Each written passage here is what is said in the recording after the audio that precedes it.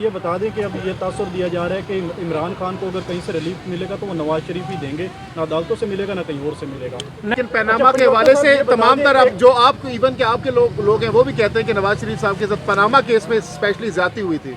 ये कंसिस्टेंसी रहेगी, ये तसलसल जारी रहेगी इस हवाले से, जो जमानतों के हवाले से, या फिर जेल जाना पड़ेगा नवाज शरीफ साहब को? और एक तरफ हम तोशाखाना में ऊपर आते हैं तो लंबे नोटिस दिए जाते हैं।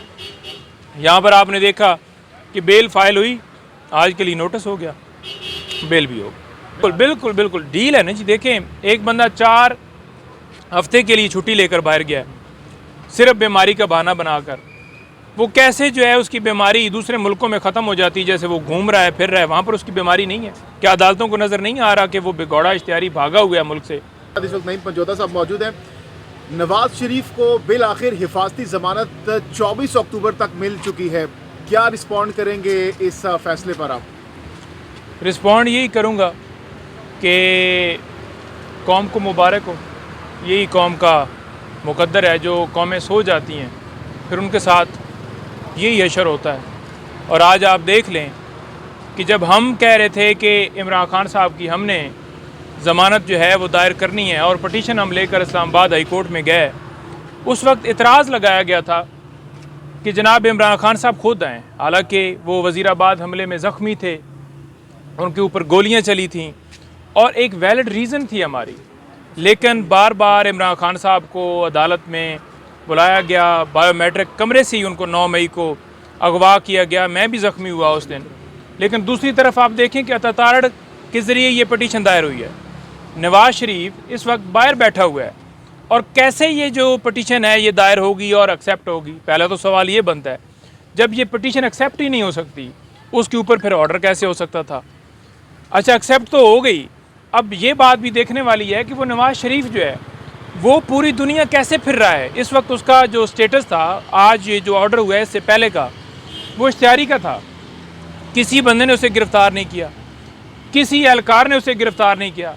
हमारी जो हुकूमत के लोग हैं हर मुल्क में मौजूद होते हैं, वहाँ पर एम्बेसी मौजूद है, लेकिन किसी ने गिरफ़्तार नहीं किया। ये सिर्फ सहूलतकारी क्यों दी जा रही है एक शख्स को?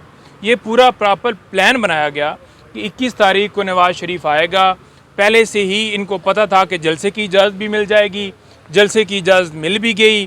फिर आपने ये देखा कि आज जब अदालत जो है लगी है, सरकार की तरफ से कोई मुज़ामत ही नहीं हुई, तो अदालत ने तो वाज़ेह कह दिया कि वो इस वक्त उनका स्टेटस जो है वो मुल्ज़म वाला नहीं है, मुजरिम वाला है। लेकिन क्योंकि सरकार जो है वो पहले से ही सेट होकर आई हुई है, इनकी आपस में एडजस्टमेंट हुई है, तो हम फिर क्या कह सकते हैं? उन्होंने बेल दे दी। नहीं तो नईम साहब, अगर सरकार की जानिब से कोई ऑब्जेक्शन नहीं होता तो फिर कोर्ट तो कुछ नहीं कर सकती ना, उसमें तो फिर आप कोर्ट को मुर्द इल्ज़ाम नहीं ठहरा सकते। देखिए, बात यह है कि सरकार बेशक ना करे, लेकिन सरकार जो है वो कोर्ट जो है उसको देखना पड़ता है, उसको देखना चाहिए, उसको सारी चीज़ें कानूनी तौर पर फॉलो करनी चाहिए कि क्या पहले किसी मुल्ज़म को, मुजरिम को, इश्तिहारी को इस तरह से बेल मिली है। अगर नहीं मिली तो क्यों मिलनी चाहिए? सरकार का तो सबको पता है कि मिली है। कब सरेंडर करेंगे नवाज शरीफ साहब? अदालत के जो जज हैं उन सरेंडर कब करेंगे यहाँ पर? नवाज शरीफ जिस वक्त आएगा फिर सरेंडर करेगा। 24 को मतलब आएंगे, 24 को आएंगे मेरा ख्याल में 21 के लिए उनकी है फ्लैट, और वो 21 को आएंगे, मे भी 21 को। ये तो अब इनको पता है क्योंकि इन्होंने तो सारा मामला हर तरफ सेटिंग इन्होंने की हुई है। एहतसाब अदालत के जो जज हैं उनकी बहन का इंतकाल हुआ है, आज दूसरा दिन है, और दूसरे नंबर पे वो बीमार थे, आज वो मुंह पे मास्क लगा के कोर्ट में आए हैं। तो ये क्या अदालतों का, हाई कोर्ट का भी यही रवैया है और नीचे लोअर कोर्ट का भी यही रवैया है? देखिए, आप वकला इसके खिलाफ खड़े होंगे या नहीं? देखिए, वकला बात कर रहे हैं, इस वक्त ये है पूरी कौम को खड़ा होना पड़ेगा, अपने हकूक़ के लिए आवाज़ उठानी पड़ेगी, मैदान में आना पड़ेगा, अदरवाइज़ सर्वाइवल नहीं है। एक तरफ आप देख लें कि खान साहब को 15 तारीख से तो साइफर केस के अंदर गिरफ़्तार किया हुआ है और उनकी ज़मानत पहले नीचे नहीं लगती, फिर ऊपर नहीं लगती, फिर ऊपर लगती है, एडजमेंट हो जाती है, फ़ैसले महफूज हैं। और एक तरफ हम तोशाखाना में ऊपर आते हैं तो लंबे नोटिस दिए जाते हैं।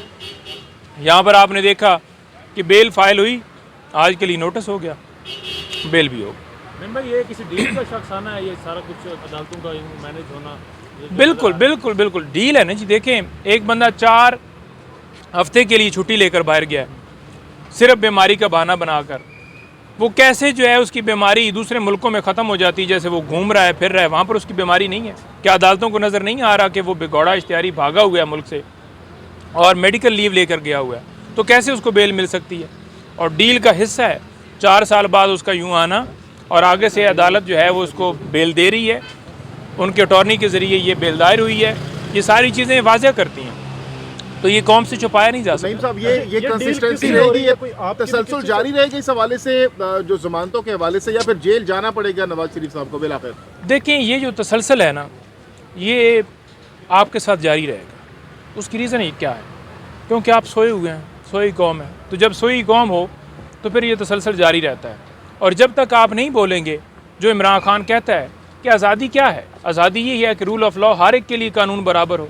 ये तो नहीं है कि जो है वो ताकतवर को जो है उसके लिए अलग कानून हो और एक जो है वो गरीब के लिए एक अलग कानून हो। तो यही है, और ये आपकी हालत जारी रहेगी। पाकिस्तान तहरीक इंसाफ के जो वकला हैं, आप लोग हैं, इस हवाले से कोई लाएमल बना रहे हैं? देखें, बात यह है कि हमने तो अदालतों से रजू करना है, हमने तो लेकर यहाँ पर आकर धरना नहीं, जैसे सुप्रीम कोर्ट के सामने वो डंडे लेकर पूरी एक जत्थे के साथ आ गए थे, हमने तो ये नहीं करना। कोई इसके लेकिन बात ये वगैरह दायर करेंगे? देखिए, उसके ऊपर लाएअमल बनाएंगे कि हमने क्या करना है। लेकिन बात यह है, करने वाली क्या बात है कि एक तरफ आलमी जो दुनिया है वो इमरान खान को मानती है, मुस्लिम उम्मा जो है उनके वो लीडर हैं, और उन्होंने हमेशा नमूस रसालत का मुकदमा लड़ा, उन्होंने गरीबों का मुकदमा लड़ा, उन्होंने लोगों के लिए एजुकेशन के लिए काम किया, उन्होंने अस्पताल बनाए, उन्होंने। लेकिन नहीं, और दूसरी तरफ साकिब निसार साहब के दौर में भी आप लोग बेनिफिशियरी थे, नवाज शरीफ साहब उस टाइम विक्टिम थे, वो लोग यही बातें कर रहे थे जो आज आप कर रहे हैं। तो ये तो मकाफात अमल नहीं आपके ख्याल में? देखिए, कैसे हम बेनिफिशरी थे? क्या इमरान खान ने लंदन में अपने फ्लैट बनाए थे?